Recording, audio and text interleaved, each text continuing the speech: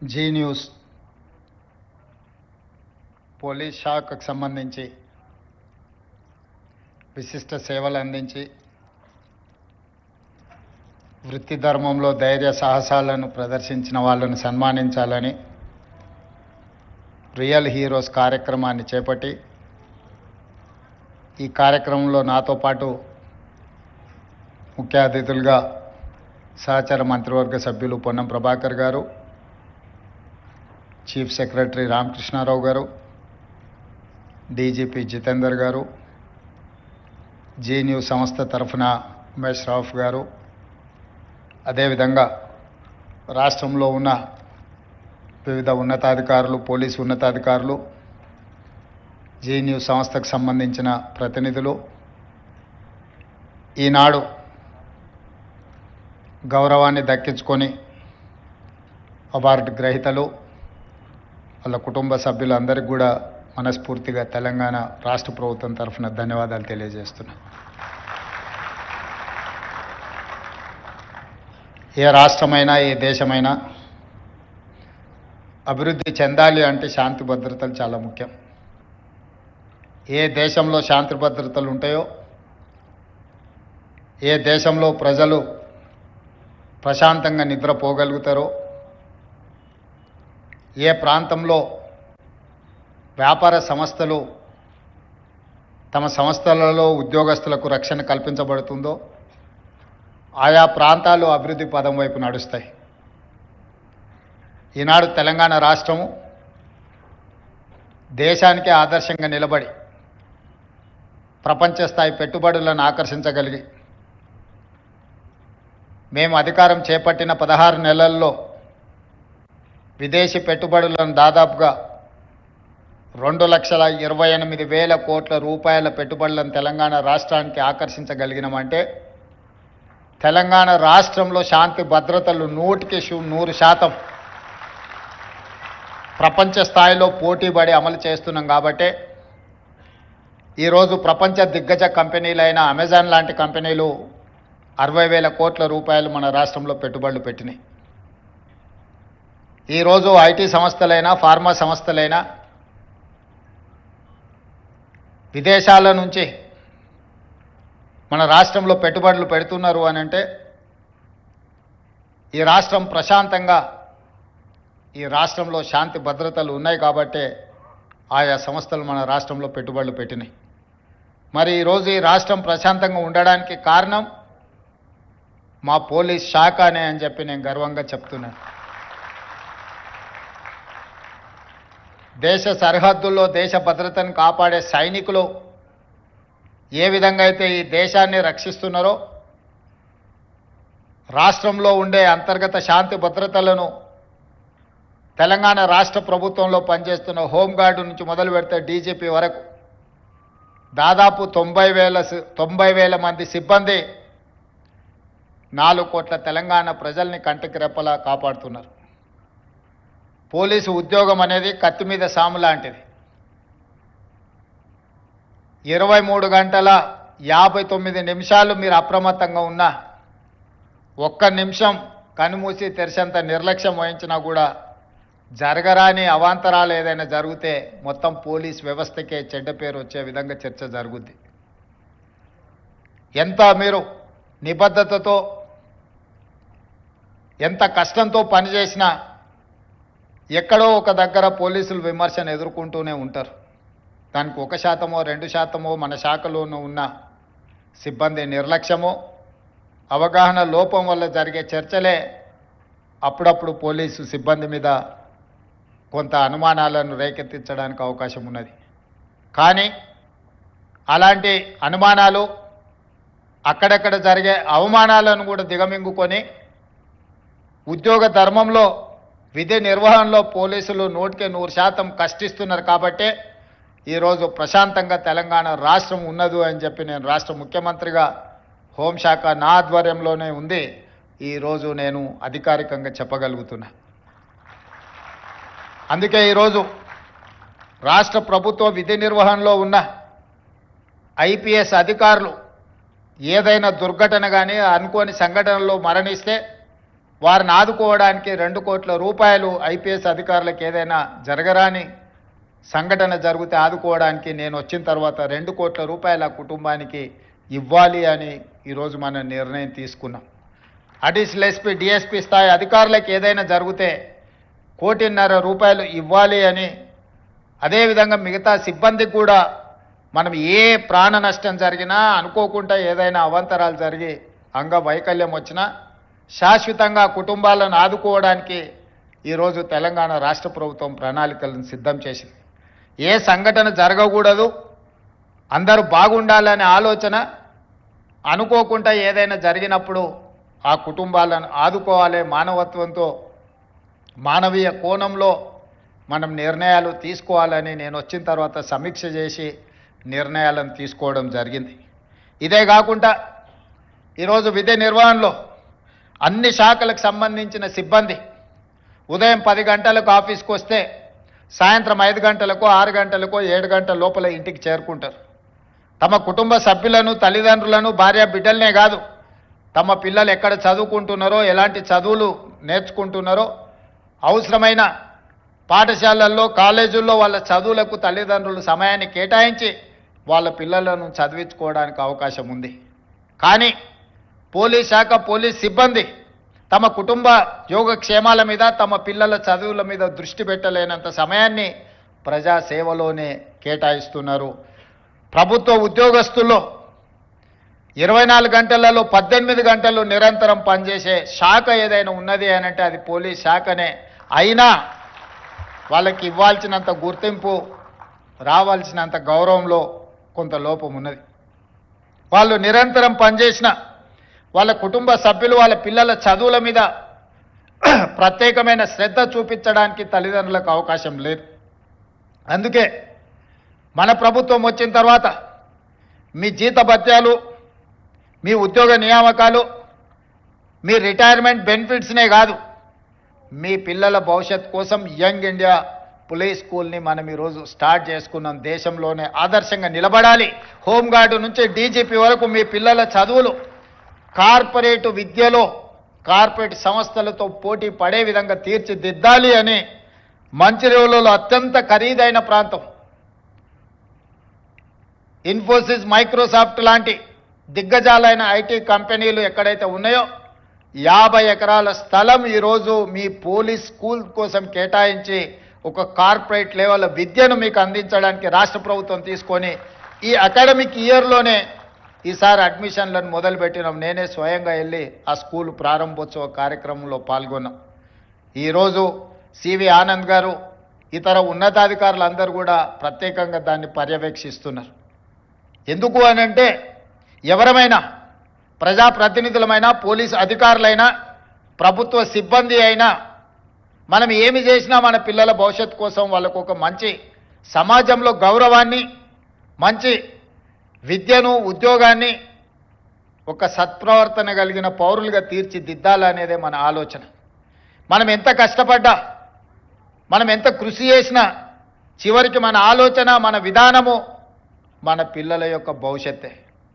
మరి ఈరోజు పోలీస్ సిబ్బంది పూర్తి సమయాన్ని శాంతి భద్రతలను కాపాడంలో, ప్రజా జీవితంలో పెట్టినప్పుడు వాళ్ళ పిల్లల కోసం ఒక మంచి విద్యా విధానాన్ని తీసుకురావాలనే ఈరోజు రాష్ట్ర ప్రభుత్వం యంగ్ ఇండియా పోలీస్ స్కూల్ని స్టార్ట్ చేసుకున్నాం. మనం నేషనల్ డిఫెన్స్ అకాడమీ ఎన్డీఏలో చదువుకున్న వాళ్ళు గర్వంగా మేము ఎన్డీఏ స్కూల్లో చదువుకున్నామంటారు. సైనిక్ స్కూల్లో చదువుకున్న వాళ్ళు ఈరోజు మేము సైనిక్ స్కూల్ స్టూడెంట్ అని వాళ్ళు చెప్పుకుంటున్నారు. హెచ్పిఎస్ స్కూల్లో చదువుకున్న వాళ్ళు ఈరోజు మేము హెచ్పిఎస్ అని చెప్పుకుంటున్నారు. అందుకే ఈరోజు ఇక్కడ ఉన్న అధికారులను, పోలీస్ సిబ్బందిని నేను అడుగుతున్నా, ఎన్డీఏలో కానీ, సైనిక్ స్కూల్లో కానీ, హెచ్పిఎస్లో చదువుకున్న ఆ పిల్లలు గర్వంగా వాళ్ళ స్కూల్ పేరు చెప్పుకున్నప్పుడు మన పోలీస్ స్కూల్లో చదువుకున్న పిల్లలు ఎందుకు గర్వంగా మేము పోలీస్ స్కూల్ నుంచి వచ్చినామని చెప్పుకునే విధంగా, తలెత్తుకునే విధంగా ఈరోజు మనం తీర్చిదిద్దాలన్న ఆలోచనతోనే యంగ్ ఇండియా పోలీస్ స్కూల్ని మనం స్టార్ట్ చేసుకున్నాం. మీ పిల్లలందరినీ వీలైనంత మేరకు అక్కడ చదివించుకోండి. అవసరమైన అన్ని వసతులను ఇచ్చే బాధ్యత నాది. ఆ పిల్లలను ఉత్తమ పౌరులుగా తీర్చిదిద్ది ఈ సమాజంలో డాక్టర్లుగా, లాయర్లుగా, ఇంజనీర్లుగా, ఐఏఎస్లుగా, ఐపీఎస్లుగా, ప్రజా ప్రతినిధులుగా, రాష్ట్రానికి నాయకత్వం వహించే నాయకులుగా పోలీస్ స్కూల్ నుంచి తీర్చిదిద్దాలనేదే నా ఆలోచన, నా విధానం. దీన్ని సద్వినియోగం చేసుకోవాల్సిందిగా హోంగార్డ్ నుంచి డీజీపీ వరకు పోలీస్ సిబ్బందికి అందరికీ నేను విజ్ఞప్తి చేస్తున్నా. అదేవిధంగా ఈరోజు మీరు ఆలోచన చేయండి, దేశంలోనే మనకు శాంతి భద్రతలు కాపాడడంలో నెంబర్ 1 ర్యాంక్ వచ్చింది. ఇన్ఫ్లేషన్, నిత్యావసర వస్తువుల ధరలను నియంత్రించడంలో దేశంలో మొట్టమొదటి ర్యాంక్ మనకు వచ్చింది. ఈరోజు సైబర్ క్రైమ్లో కొల్లగొడుతున్న సొమ్ముని రికవరీ చేయడంలోనే దేశంలో మనం నెంబర్ 1 వచ్చినాం. ఈరోజు ఎస్ఐబి కానీ ఇంటెలిజెన్స్ కానీ ఎక్కడైనా రాష్ట్రంలో, ఏ దేశంలో, ఏ మూలలో ఏ తప్పిదం జరిగినా, ఏ దాడులు జరిగినా, తీవ్రవాదుల నేపథ్యంలో దాడులు జరిగినా మన పోలీసులు ఇచ్చే సమాచారమే ఈ దేశంలోని నేరగాళ్లను పట్టుకోవడానికి మనం ఉపయోగపడుతున్నాం. ఇదే కాదు, ఈరోజు ఇంతకుముందు భరత్ చెప్పినట్టుగా డ్రగ్స్ ఇది ఒక పెద్ద మహమ్మారిగా మారింది. ఇవాళ ఏదో శ్రీమంతుల పిల్లలే కాదు, మధ్యతరగతి దిగువ తరగతి పిల్లలు కూడా డ్రగ్స్లో కొకైన్ కానీ, గంజాయి కానీ, ఇతర మాదక ద్రవ్యాలు అత్యధికంగా వినియోగిస్తున్నారు. ఎక్కడోనో పబ్బులలోనో లేకపోతే కాలేజీల్లో కాదు, ఈరోజు ఈ విష సంస్కృతి పాఠశాలలకు కూడా విస్తరించింది. అందుకే ఈరోజు తెలంగాణ రాష్ట్ర ప్రభుత్వం డ్రగ్స్ వినియోగించే వాళ్ళను, డ్రగ్స్ సరఫరా చేసే వాళ్ళను, డ్రగ్స్ను అమ్మే వాళ్ళని అందరిని కూడా ఉక్కు పాదంతో తొక్కాలి అని ఈరోజు డ్రగ్స్ నియంత్రించడానికి ఒక ప్రత్యేక విభాగాన్ని ఏర్పాటు చేయడం కాకుండా ఆ విభాగంలో పనిచేస్తున్న సిబ్బందికి 30% అదనంగా జీత భత్యాలు ఇచ్చి ప్రోత్సహించి ఈరోజు ఈ సమాజానికి చీడ పురుగుగా మారి భవిష్యత్ తరాలను నిర్వీర్యం చేసే డ్రగ్స్ మీద ఈరోజు ఉక్కుపాదం మోపుతున్నాం. అదేవిధంగా సైబర్ క్రైమ్, ఒకప్పుడు దొంగతనాలు చేయాలన్నా, దోపిడీ చేయాలన్నా దొంగలు మన ఇంటికి రావాలి, మన తలుపులో, మన కిటికీలో పగలగొట్టాలి, మన త్రిజోరీలు ఓపెన్ చేసి తీసుకెళ్ళాలి. ఇప్పుడు నేరం మారింది, స్వరూపం మారింది. మన ఇంట్లో, మన జేబులో ఉండే సెల్ ఫోనే వాడు త్రిజోరీని పగలగొట్టినట్టుగా మన లోపలికి వచ్చి ఎక్కడో కూర్చొని, పక్క ఊర్లోనో పక్క దేశంలోనో కూర్చొని డైరెక్ట్గా మన ఖజానాలకు వచ్చి దొంగతనం చేస్తున్నాడు. ఒకప్పుడు దొంగతనం చేయాలంటే చాలా కష్టమైన పని. తలుపులు బద్దలు కొట్టాలి, లేకపోతే ఇంట్లో ఉన్న వాళ్ళ తలలు పగలగొడితే కానీ దొంగతనం చేసే అవకాశం ఉండేది కాదు దొంగలకు. ఈరోజు ఏమీ లేదు, నీ జేబులో ఉన్న సెల్ ఫోన్లకు ఒకసారి దూరితే చాలు నీ దగ్గర ఉన్న ఖజానాన్ని మొత్తాన్ని కొల్లగొట్టే పరిస్థితులు వచ్చినాయి. నేరం మారింది, నేరగాళ్ళు మారినారు.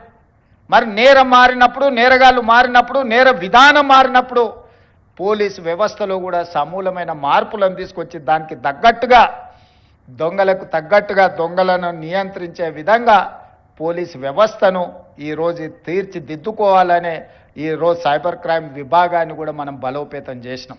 అందుకే ఈరోజు దేశంలో ఎక్కడ ఏది జరిగినా మన సైబర్ క్రైమ్ డిపార్ట్మెంట్ ఈరోజు దేశానికే ఆదర్శంగా నిలబడే విధంగా ఈరోజు నేరగాళ్లను పట్టుకునే ప్రయత్నం చేస్తున్నాం.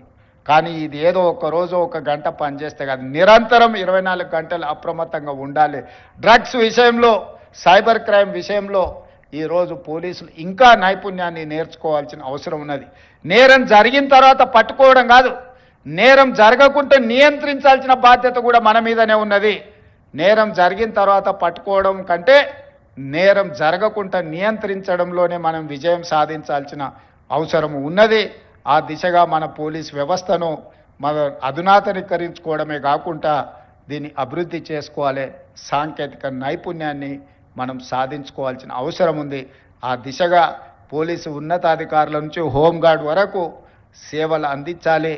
ఈరోజు ఆ విధంగా విధి నిర్వహణలో అద్భుతంగా ఎవరైతే పనిచేసిండ్రో ఆ సిబ్బందిని అందరిని కూడా సన్మానించడం అనేది, మనందరం వాళ్ళని గుర్తించడము, ఈ రాష్ట్ర ప్రభుత్వం, ఈ పోలీస్ శాఖ మొత్తం మీకు అండగా నిలబడుతుంది, మిమ్మల్ని వెన్ను తడుతుంది, మీరు చేసిన మంచి పనిని అభినందిస్తుందని సందేశాన్ని ఇవ్వడం కోసమే ఈరోజు ప్రత్యేకంగా నేను ఈ కార్యక్రమంలో పాల్గొన్నాను. ఎందుకంటే ఈ ప్రభుత్వంలో పనిచేసే ప్రతి ఉద్యోగిని గౌరవించాల్సిన బాధ్యత, వాళ్ళ హక్కులను కాపాడవలసిన బాధ్యత ఈ తెలంగాణ రాష్ట్ర ముఖ్యమంత్రిగా నా మీద ఉన్నది. అందుకే ఈరోజు ఈ కుటుంబాలను అన్నిటిని కలుసుకొని పోలీస్ శాఖను ప్రత్యేక దృష్టితో చూస్తాం, మీ సమస్యల్ని పరిష్కరిస్తామని తెలియజేయడమే ఈరోజు ఈ ప్రభుత్వం యొక్క ముఖ్య ఉద్దేశం. అందుకే ఈ కార్యక్రమంలో మీ ముఖ్యమంత్రిగా నేను పాల్గొనడం జరిగింది. అదేవిధంగా అప్పుడప్పుడు కొన్నిసార్లు పొద్దున్నే పేపర్లు చూడంగానే కొన్ని సర్ప్రైజ్ వార్తలు కనిపిస్తుంటాయి. ఈరోజు ఉదయం పేపర్ తెరవంగానే ఇక సమరమే అని ఒక వార్త చదివిన.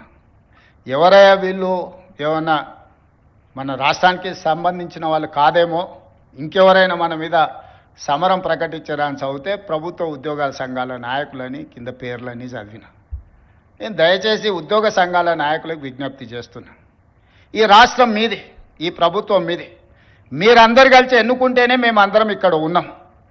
ఈరోజు ప్రజలు, ప్రభుత్వ ఉద్యోగస్తులు కావచ్చు, ప్రజాప్రతినిధులు కావచ్చు, మన అందరం కలిస్తే 2%, ప్రభుత్వంలో పనిచేసే ప్రతి ప్రభుత్వ ఉద్యోగి లెక్క కడితే 3.5 లక్షలు ఉంటారు దాదాపుగా. ఒక 3 లక్షల మంది కాంట్రాక్ట్ అవుట్సోర్సింగ్ ఉద్యోగస్తులు ఉంటారు. ఇంకొక 3 లక్షల మంది రిటైర్డ్ అయిన వాళ్ళు ఉంటారు. వీళ్ళు 9 లక్షలు దాదాపుగా ఈ సిబ్బంది ఉండే అవకాశం ఉంది. ఈ 9 లక్షల మంది 4 కోట్ల తెలంగాణ ప్రజల యొక్క సంక్షేమము, అభివృద్ధి, రాష్ట్రం యొక్క శాంతి భద్రతలను, పెట్టుబడులను అన్నిటిని కాపాడాలి. ఈ 3%, 2.5-3% ప్రజాప్రతినిధులు కావచ్చు, ప్రభుత్వ ఉద్యోగులు కావచ్చు, రిటైర్డ్ ఉద్యోగస్తులు కావచ్చు, కాంట్రాక్టు ఉద్యోగులు కావచ్చు, లేకపోతే అవుట్సోర్సింగ్ ఉద్యోగస్తులు కావచ్చు, వీళ్ళందరికీ జీత భత్యాలు ఇచ్చి ప్రభుత్వంలో పనిచేసే వాళ్లకు 35 సంవత్సరాలు, ప్రజాప్రతినిధులకు ప్రతి 5 సంవత్సరాలకు ఒకసారి ప్రభుత్వాలను ఎన్నుకునే విధం ప్రజలు మనకు అవకాశం ఇస్తారు. ఈరోజు మీరు ప్రకటించిన సమరం 98% ప్రజల మీద నేను అడగదలుచుకున్న ఉద్యోగ సంఘస్థులను. ఇవాళ ప్రతి ఉద్యోగి 10 సంవత్సరాలు తెలంగాణ రాష్ట్రంలో ఏనాడు 1వ తారీఖు నాడు జీతాలు తీసుకోవాలి. ఇక్కడనే మీరున్నారు. మీరు ఒక్కసారి ఆలోచన చేయండి, గుండెల మీద చేయబెట్టుకొని. తెలంగాణ రాష్ట్రం ధనిక రాష్ట్రంగా ఏర్పడి 72,000 కోట్ల రూపాయల అప్పు ఆనాడు, ఇప్పుడే నేను రామకృష్ణారావు గారిని అడిగిన, దాదాపుగా 9 సంవత్సరాల నుంచి ఫైనాన్స్ సెక్రటరీగా వారే పనిచేస్తున్నారు. తెలంగాణ రాష్ట్రం వచ్చినప్పుడు మనం కడుతున్న అప్పు అసలు మిత్తి ఎంత అంటే నెలకు 500-600 కోట్ల రూపాయలు సార్. సంవత్సరానికి ఒక 6,000 నుంచి 6,500 కోట్ల రూపాయలు మనం అప్పు కట్టేది తెలంగాణ రాష్ట్రం జూన్ 2, 2014 నాడు అని రామకృష్ణారావు గారు చెప్పారు. ఇప్పుడు నేను అడిగిన ఇప్పుడెంత కడుతున్నామని అంటే 16 నెలలు, డిసెంబర్ 7, 2023 నుంచి మార్చి 31, 2025 నాటికి 1,52,000 కోట్ల రూపాయల అప్పులు అసలు మిత్తి కట్టినాం సార్. మనం తెచ్చిన అప్పు 1,58,000 కోట్లు. 1,58,000 కోట్లు 16 నెలల్లో మనం అప్పు తెస్తే పోయినైన చేసిన అప్పుకు అసలుకు మిత్తికి కలిపి 1,52,000 కోట్ల రూపాయలు మనం కట్టినాం సార్. తెచ్చిన ఏ ఒక్క రూపాయి కూడా ప్రజా సంక్షేమానికో, ప్రభుత్వ ఉద్యోగస్తుల కోసం మేము ఆడలేదు. 8,29,000 కోట్ల రూపాయలు ఆయన పెట్టిపోయిన బకాయిలకు ఈ తెచ్చిన సొమ్మంతా అక్కడనే చెల్లించినాం సార్ అని రామకృష్ణారావు గారు ఈరోజు చీఫ్ సెక్రటరీ గారు నాకు వివరించారు. అదే కాకుండా ఈరోజు ఎంత కడుతున్నాము అని అంటే నెలకు 7,000 కోట్ల రూపాయలు అసలు మిత్తి కట్టాల్సిన పరిస్థితి ఉన్నది సార్. మనం తిన్నా తినకపోయినా అప్పులోనికి మనం 7,000 కోట్ల రూపాయలు ప్రతి నెల కట్టాల్సిందే సార్, తక్కువ అని రామకృష్ణారావు గారు చెప్తారు.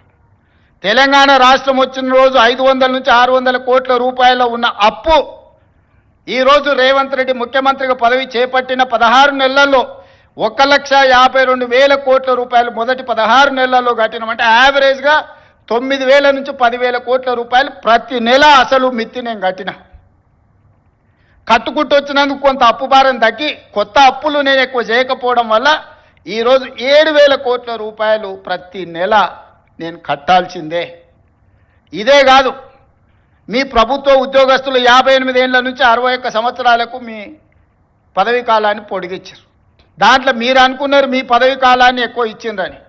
రిటైర్మెంట్ బెనిఫిట్స్ ఇవ్వాల్సి వస్తుందని 3 ఏళ్ళు పెంచండి. ఇప్పుడు ఈ మధ్యకాలంలో అత్యధికంగా రిటైర్ అయినరు వారు పోతా మీ రిటైర్మెంట్ బెనిఫిట్స్ను మీకు ఇవ్వకుండా బకాయి పెట్టింది ఎంత అంటే 8,500 కోట్ల రూపాయలు. ఈరోజు నెల మీకు జీతాలు ఇవ్వడం ఒక ఎత్తు అయితే, రిటైర్డ్ ఉద్యోగస్తులకు 3 లక్షల మందికి పెన్షన్లు ఇవ్వడం రెండో ఎత్తు అయితే, రిటైర్డ్ అయిపోయిన ఉద్యోగస్తులకు వాళ్ళ రిటైర్మెంట్ బెనిఫిట్స్ ఏవైతే ఉన్నాయో, ప్రావిడెంట్ ఫండ్ కావచ్చు, ఇతర బెనిఫిట్స్ మీరు దాచుకున్న సొమ్మది ప్రభుత్వం కొంత కలిపి మీకు ఇవ్వాలి. దాదాపుగా 9,000 కోట్ల రూపాయలు బకాయిలు పెట్టిపోయింది. ఇవాళ రిటైర్డ్ ఉద్యోగస్తులు ధర్నా చేస్తున్నారు. లేకపోతే మా బెనిఫిట్స్ వస్తలేవని అంటున్నారని కొంతమంది ఏదైతే కొన్ని రాజకీయ పార్టీలు ఆరోపణ చేస్తున్నాయో అవన్నీ మీరు మాకు వారసత్వంగా ఇచ్చిపోయిన మొండి బకాయిలు. ఇవాళ వాటిని ఒక పక్కన క్రోడీకరిస్తూ క్రమబద్ధీకరిస్తూ ఈరోజు గతంలో ఉన్న సంక్షేమ పథకాలు ఏవైతున్నాయో పెన్షన్లు ఆపలేదు, రైతు భరోసా ఆపలేదు, షాదీ ముబారక్ ఆపలేదు, కళ్యాణ లక్ష్మి ఆపలేదు. ఇట్లా చెప్పుకుంటూ వెళ్తే గత ప్రభుత్వం ఇచ్చి సంక్షేమ పథకాలు ఏవైతే కొనసాగించిందో రైతుకి 24 గంటలు ఉచిత విద్యుత్ ఆపలేదు. అదనంగా నేను ఆడబిడ్డలకు ఆర్టీసీలో ఉచిత ప్రయాణం ఇచ్చిన, రైతులకు బోనస్ 500 రూపాయలు పంటకి ఇచ్చిన, 500 రూపాయలకే ఈరోజు నేను సిలిండర్ ఇస్తున్నా, ఫీజు రియంబర్స్మెంట్ ఫీజులు చెల్లించే ప్రయత్నం చేస్తున్నా. ఈరోజు ఇట్లా చెప్పుకుంటూ వెళ్తే ప్రతి 21,000 కోట్ల రూపాయలు సరిగ్గా 6 నెలలు తిరిగే లోపల 15 ఆగస్టు లోపల 25,55,364 మంది రైతులకు 20,617 కోట్ల రూపాయల రైతు రుణమాఫీ చేసి 2 లక్షల రూపాయల వరకు రైతు అప్పు ఉన్న అందరికీ అప్పు నుంచి విముక్తి కలిగించిన. ఆయన పెండింగ్ పెట్టిపోయిన రైతు బంధు 7,625 కోట్ల రూపాయలు వచ్చిన మొదటి 3 నెలల్లోనే నేను చెల్లించిన. అంటే ఈ 15-16 నెలల కేవలం రైతులకే 30,000 కోట్ల రూపాయల నగదు వాళ్ళ ఖాతాలకు బదిలీ చేసిన. ఉచిత కరెంట్ ఆపలేదు. ఇవాళ పేదోళ్ళ ఇళ్లకు 200 యూనిట్లు ఉచితంగా నేను కరెంట్ ఇస్తున్నా. మా ఆడబిడ్డలకు 500 రూపాయలకు సిలిండర్ ఇస్తున్నాం. మా ఆడబిడ్డలకు ఆర్టీసీలో ఉచితంగా బస్సు ప్రయాణం, అమ్మగారింటికి వెళ్ళాలన్నా అమ్మవారిని దర్శించుకోవాలన్నా ఈరోజు ఆర్టీసీకి 5,000 కోట్ల రూపాయలు కట్టి నష్టాలలో ఉన్న ఆర్టీసీని ఈరోజు లాభాల బాటలో నడిపించే ప్రయత్నం చేస్తున్నాం. వెళ్తూ రైతులకు ఉచిత కరెంట్ ఇచ్చినా అన్నాడు. విద్యుత్ శాఖకు దాదాపుగా ఈ ఉచిత కరెంటు పేరు మీద 1,000 కోట్ల రూపాయలు బకాయిలు పెట్టిపోయాడు. ఈ విద్యుత్ శాఖ కోసం సింగరేణిలో బొగ్గు కొన్నాడు. సింగరేణి వాళ్ళకు 1,000 కోట్ల రూపాయలు బాకీ పెట్టాడు. ప్రాజెక్టులు కట్టినా అన్నాడు. కాంట్రాక్టర్ల బిల్లులు 50,000 కోట్ల రూపాయలు బకాయి పెట్టిపోయాడు. ఇట్లా ఏడ కనిపిస్తే అక్కడ, ఎక్కడ దొరికితే అక్కడ, ఎంత మిత్తికి వస్తే అంత మిత్తికి ప్రభుత్వం ఇరిగేషన్ ప్రాజెక్టులు కడితే 4-5% మిత్తికి లోన్లు దొరుకుతాయి. 11% అప్పులు తీసుకొచ్చిండా, సొంతం కోసం చేస్తుండేనా? ఇవాళ 11%తోనే అప్పులు తేవడం అంటే ఇంతకంటే దుర్మార్గం ఎక్కడుండదు. మీ పోలీస్ స్టేషన్లలో వస్తాయి. పెద్ద కుటుంబాల పిల్లలు వ్యసనాలకు బానిసలై ఊరి మీద పడి అప్పులు చేసి ఆస్తులన్నీ అమ్మేస్తుంటారు. అట్లనే ఔటర్ రింగ్ రోడ్ అమ్మేసారు. ఆయన కష్టపడి కట్టిన 160 కిలోమీటర్ల ఔటర్ రింగ్ రోడ్డు 7,500 కోట్ల రూపాయలకి వనుకో అమ్ముకొని పోయింది. గచ్చిబౌలి, మాదాపూర్, కొండాపూర్లో ఉన్న భూములన్నీ అమ్మేసిండు. ఒకప్పుడు గ్రామాలలో శ్రీమంతులు ఉంటే వాళ్ళ పిల్లలు సరైన ప్రయోజకులు కాకపోతే ఎట్లా ఏ విధంగా అయితే ఆస్తులన్నీ అమ్ముకొని ఖర్చు పెడతారో అట్లనే తెలంగాణ రాష్ట్రంలో కూడా 10 సంవత్సరాల పరిపాలన జరిగింది. నేను వచ్చిన తర్వాత ఒక గుంట భూమి కూడా ఈ రోజు వరకు అమ్మలే. ఇవాళ నేను చేసిన అప్పు మొత్తం పాత అప్పులు కట్టనికనే చేసిన. ఇప్పుడే కాదు, భవిష్యత్తులో కూడా ప్రతి నెల 10,000 కోట్ల రూపాయలు అప్పు చేస్తే 9,000 కోట్ల రూపాయల పైన ఆ పాత అప్పులకు అసలుకు మిత్తికే కట్టాలి అంటూ నువ్వు 5-6 లక్షల కోట్ల అప్పు చేసినట్టే ఉన్నావని. అసెంబ్లీలో అన్నాడు 1,52,000 కోట్ల రూపాయలు అప్పు చేసినావు నువ్వు అని. నేను లేచి లెక్క సరిదిద్దాను. 1,52,000 కోట్లు కాదు స్వామి, 1,58,000 కోట్లు అప్పు చేసిన. 1,52,000 కోట్లు నువ్వు చేసిన అప్పులకు తప్పులకు పాయమాలు కట్టినా అని చెప్పిన. మీరందరూ మా కుటుంబ సభ్యులు. ప్రభుత్వం అంటే నేను ఒక్కనే కాదు, మనందరం కలిస్తేనే ప్రభుత్వం. మనం పాలకులం కాదు, మనం సేవకులం. మీకు ఒక రెస్పాన్సిబిలిటీ ఉంది, నాకు ఇంకొక రెస్పాన్సిబిలిటీ ఉంది. Different designation. హోంగార్డ్కి ఎట్లా బాధ్యత ఉందో, కానిస్టేబుల్కి ఎట్లుందో, హెడ్ కానిస్టేబుల్కి ఎట్లుందో, ఎస్ఐకి ఎట్లుందో, సిఐకి ఎట్లుందో, డిఎస్పీకి ఎట్లుందో, ఎస్పీకి ఎట్లుందో, అప్ టు డీజీ ర్యాంక్ వరకు ఎట్లుందో, ఎలక్టెడ్ రిప్రజెంటేటివ్ పొలిటికల్ ఎగ్జిక్యూటివ్గా మాకు ఇంకొక బాధ్యత ఉంది. కానీ మనందరం కలిస్తేనే పంచాయతీరాజ్, రెవెన్యూ, R&B అన్ని శాఖలు కలిస్తే, పోలీస్ శాఖ కలిస్తేనే ప్రభుత్వం. మరి మీరందరూ ప్రభుత్వంలో భాగస్వాములు, ప్రజలకు జవాబుదారీగా ఉండాల్సిన వాళ్ళు, ప్రజల కష్టాలు ఉన్నప్పుడు ప్రజలను ఆదుకోవాల్సిన వాళ్ళు, ప్రభుత్వం ఆర్థిక ఇబ్బందులు ఉన్నప్పుడు సహకరించాల్సిన ఉద్యోగ సంఘాల నాయకులు ఈరోజు సమరం అని ప్రకటిస్తున్నారు. ఎవరి మీద సమరం చేస్తారు?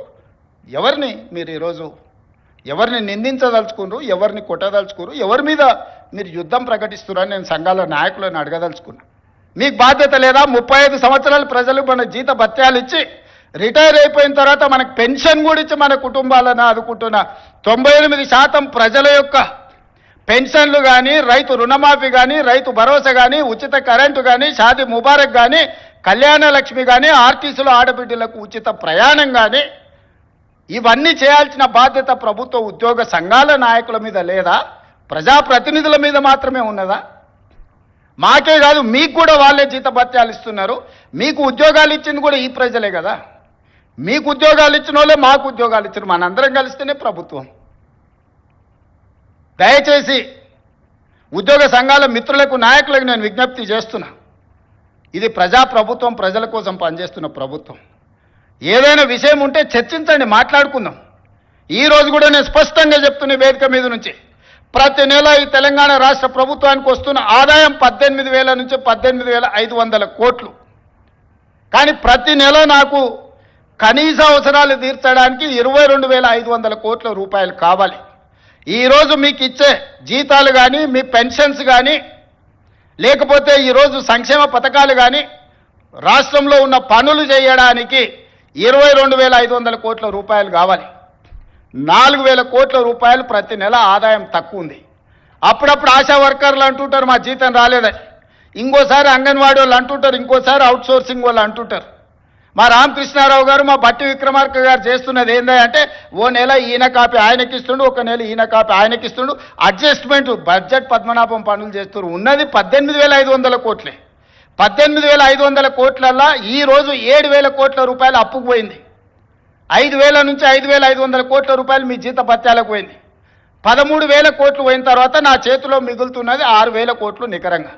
ఈ 6,000 కోట్ల పెన్షన్ ఇవ్వాలన్నా, వృద్ధాప్య పెన్షన్ ఇవ్వాలన్నా, రైతు రుణమాఫీ చేయాలన్నా, రైతు భరోసా ఇవ్వాలనా, షాదీ ముబారక్ ఇవ్వాలనా, కళ్యాణ లక్ష్మి ఇవ్వాలనా, ఫీజు రియంబర్స్మెంట్ కట్టాలనా, ఏమేం పథకాలు చేయాలి? ఈ అన్ని పథకాలు చేయాలంటే నాకు 22,000 కోట్ల చిల్లర కావాలి. ఈ 18,000 నుంచి 18,500 కోట్లలోనే ప్రతిరోజు కూర్చొని రూపాయి మీ జీత భత్యాలు నెల జీతం వస్తే ఇంటి ఖర్చు ఎంత, పాల ఖర్చు ఎంత, హాస్పిటల్ ఖర్చు ఎంత, పిల్లల ఫీజులు ఎంత, మీరెట్లా ప్రణాళికలు చేసుకుంటున్నారో, ఈ రాష్ట్ర ప్రభుత్వాన్ని నడుపుతున్న నేను కూడా అట్లనే ప్రణాళిక వేసుకొని రూపాయి ఎక్కడ ఉంది, ఎక్కడ ఖర్చు పెంచకుండా దుబారా మొత్తం తగ్గించి, ముఖ్యమంత్రిగా ఎక్కడికి పోయినా నాకు ప్రత్యేక విమానం తీసుకొని పోవచ్చు. ప్రత్యేక విమానం కాదు కదా, మామూలు విమానంలో కూడా ఎకానమీ టికెట్ కొనుక్కొని పోతున్న, విదేశాలు పోతే కూడా ఫస్ట్ క్లాస్ ఏది కావాలన్నా ముఖ్యమంత్రికి ఆ హోదా ఉంటుంది. నేను ఆ టికెట్లు కూడా కొనుక్కోవడం లేదు. చాలా నార్మల్ సామాన్య ప్రయాణికులతో నేను ప్రయాణం చేస్తున్నా.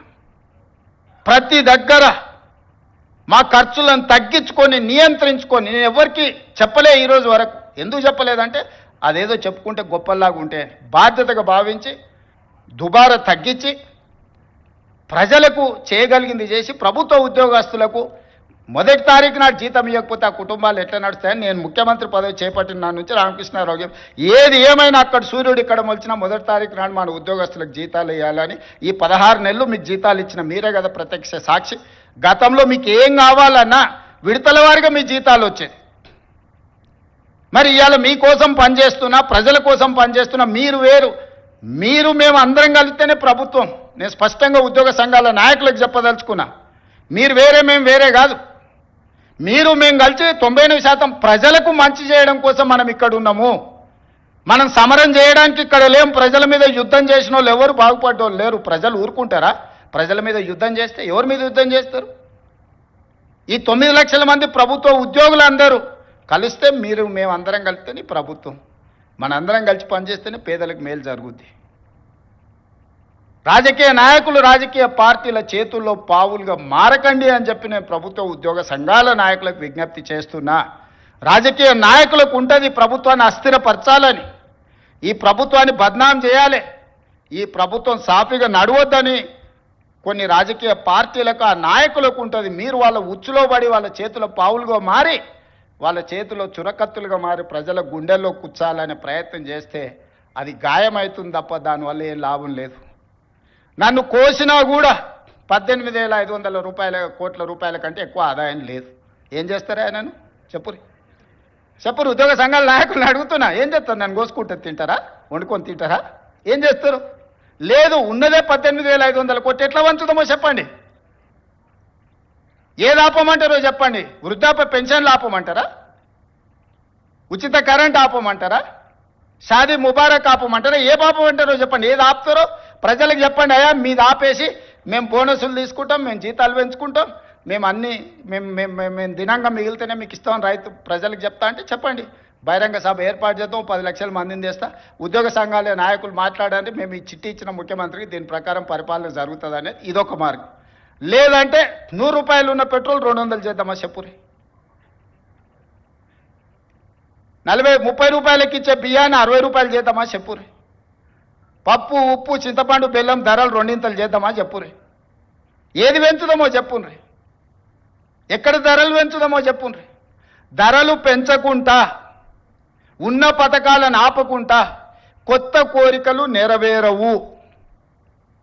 కొత్త కొత్త కోరికలు కోరుకొని మనము నిరసనలో, ధర్నాలో, దీక్షలో, బందో చేస్తే ఉన్న వ్యవస్థ కూడా కుప్పగూలుతుంది.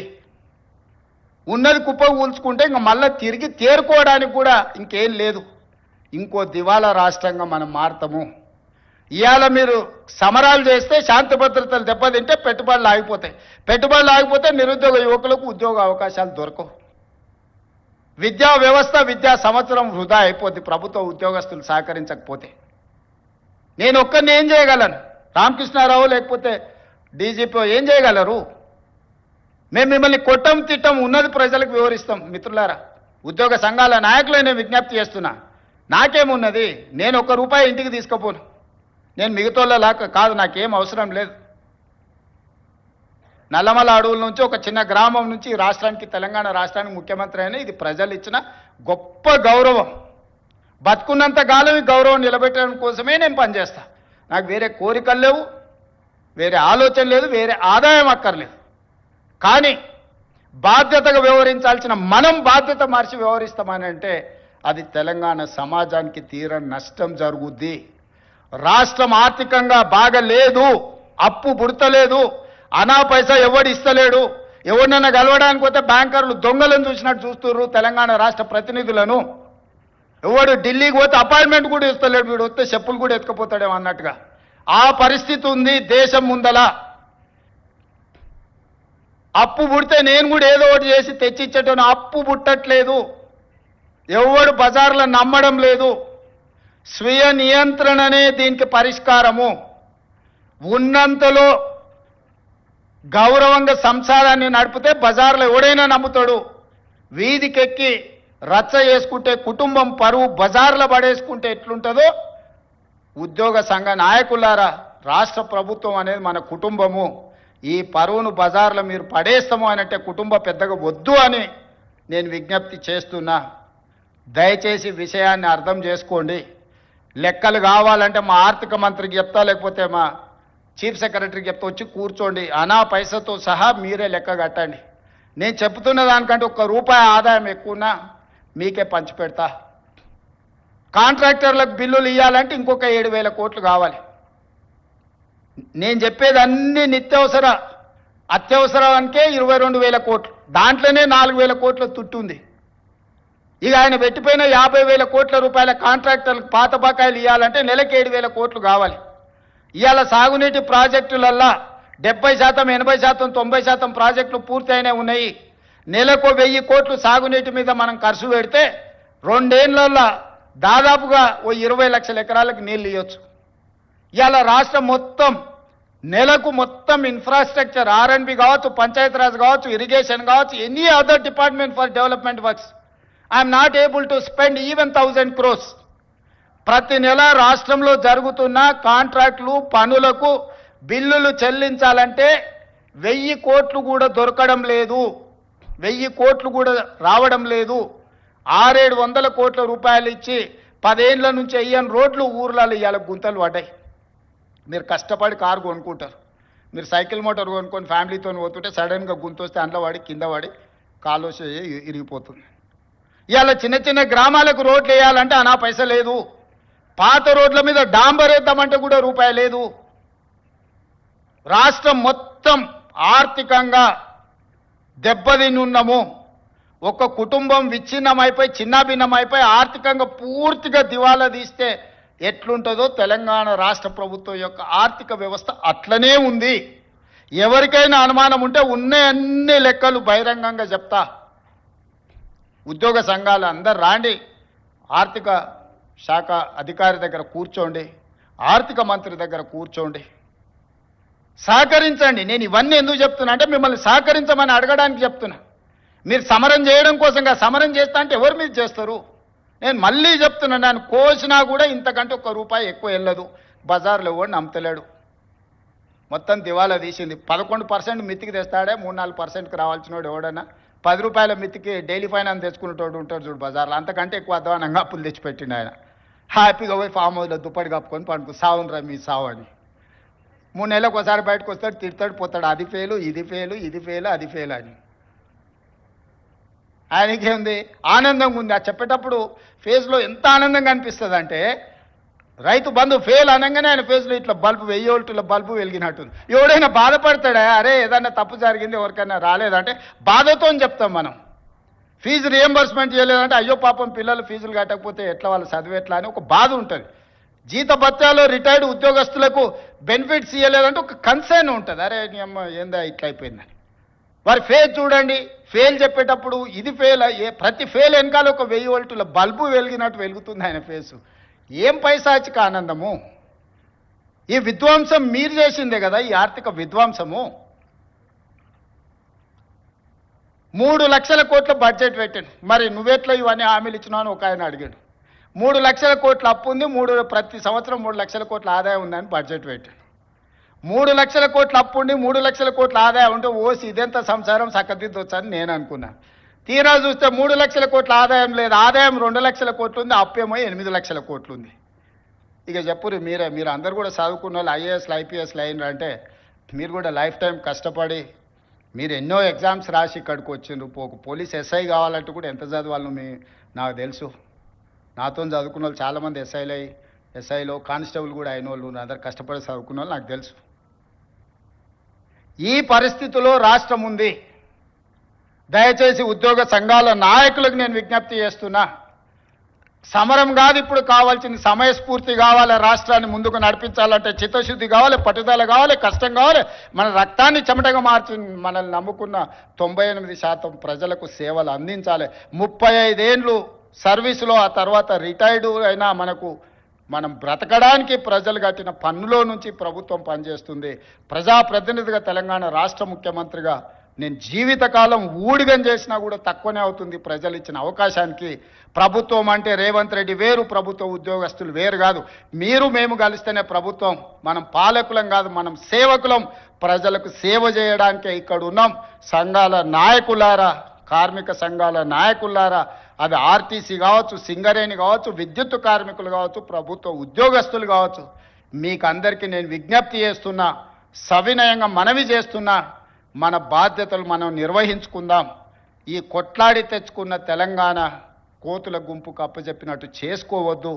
మనం సాధించుకున్న తెలంగాణను మనం అభివృద్ధి పదం వైపు నడిపించుకుందాము. ప్రపంచానికే ఆదర్శంగా నెంబర్ 1గా నిలబడేటట్టు చేద్దాం. కష్టపడుతున్న రోజుకు 18 గంటలు. ఏ రోజైనా డిసెంబర్ 7, 2023 నాడు బాధ్యత తీసుకున్నాక ఈ రోజు వరకు ఒక్క రోజైనా, ఒక్క గంట అయినా నేను సెలవు తీసుకున్నానా మీరు ఆలోచన చేయండి. నాకు జీవితంలో ఏమి లక్ష్యం లేదు. ఈ తెలంగాణ రాష్ట్రం దేశానికే ఆదర్శంగా ఉండాల్సిన తెలంగాణ మోడల్ను, తెలంగాణ రైజింగ్ అని ఈరోజు దేశానికే ఆదర్శంగా నిలబడాలని, తీర్చిదిద్దాలనేదే నా పట్టుదల. వయసు ఉంది, ఓపిక ఉంది. మీతో కలిసి కష్టపడే తత్వం నాకున్నది. నాతో కలిసి రండి, తెలంగాణ రాష్ట్రాన్ని అభివృద్ధి పదం వైపు నడిపిద్దాం. పోలీస్ మిత్రులందరూ కూడా నా విజ్ఞప్తి, మీ కుటుంబాలను ఆదుకునే బాధ్యత నాది. శాంతి భద్రతలు కాపాడండి, డ్రగ్స్ మీద ఉక్కుపాదం పెట్టి తొక్కండి, సైబర్ క్రైమ్లను నియంత్రించండి. మనందరం కలిసి రాష్ట్రాన్ని దేశానికే గొప్పగా తలమానికంగా తీర్చిదిద్దుదామని మీ అందరికీ తెలియజేస్తూ మీ అందరి దగ్గర సెలవు తీసుకుంటున్న మిత్రులారా.